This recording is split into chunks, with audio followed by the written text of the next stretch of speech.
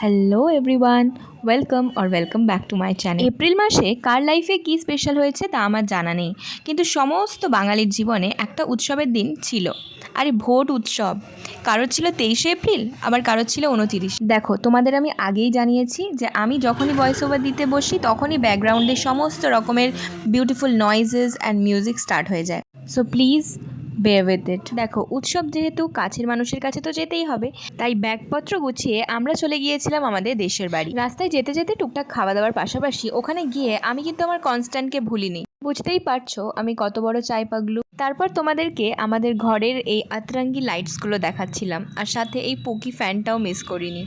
এবার পরের দিন যেহেতু ভোট উৎসব ছিল, তাই সকালবেলা উঠে ফ্রেশ হওয়ার পরে আমি রেডি হয়ে গিয়েছিলাম ভোট দিতে যাওয়ার জন্য। কিন্তু দেখি আকাশেরও মুখ ভার।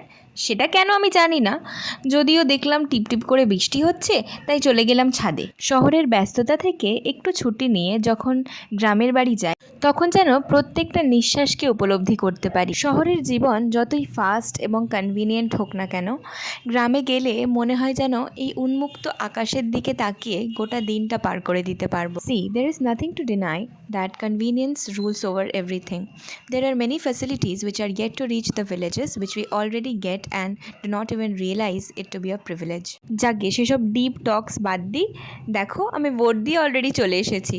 ছোটবেলায় মনে হতো ভোটটা একটা ইভেন্ট, এখন মনে হয় it is a responsibility which can change many things. দেখো কার সাথে দেখা হয়েছে, যদিও ওকে আমি চিনি না, ও আমাকে চেনে না, তাও আমার কাছে আদর খাচ্ছে। আফটার অল দিস কমপ্লেক্সিটিস আর ম্যান মেড, রাইট? ওর সাথে একটু আলাপ আলোচনা করার পরে আমি চলে এসেছিলাম করমচা পাড়তে। আমাদের গ্রামের বাড়িতে দুপা হাঁটতে না হাঁটতে 4টে করমচা গাছ চোখে অবশ্যই পড়ে। আর চোখে পড়ছে তাও আমি করমচা পারছি না, that's a crime. And as I don't want to be a criminal, I did what was right for me, and this spot right there is my family's generational আড্ডা স্পট। আচ্ছা, তোমরা কি এদের মধ্যে কোনো গাছ চিনতে পারছো? আমি চিনি না, তাই তোমাদেরকে দেখাচ্ছি। হ্যাঁ, এটা চিনি, এটা সজনে গাছ। তারপরেই একটু রুমে এসে দই খেয়ে নিলাম, আর আমাদের কাকুর গাছ থেকে পাড়া জামরুল মা এনে দিয়েছিল, সেটাই খাচ্ছিলাম।